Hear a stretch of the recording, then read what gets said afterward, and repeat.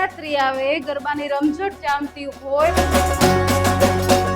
બધા સ્ટાઇલિશ કપડાં પહેરીને ચાલતા હોય, લેરિયા, બાંધણી અને ન જાણે કેટલી વસ્તુ. તો મારી બહેનો પણ બાકી ના રહેજો. વસંત ફેશન એના માટે બધા માટે બધું લઈને જ આવ્યું છે અને કલર કોમ્બિનેશનો સાથે એટલા સરસ મજાના આઉટફિટ છે.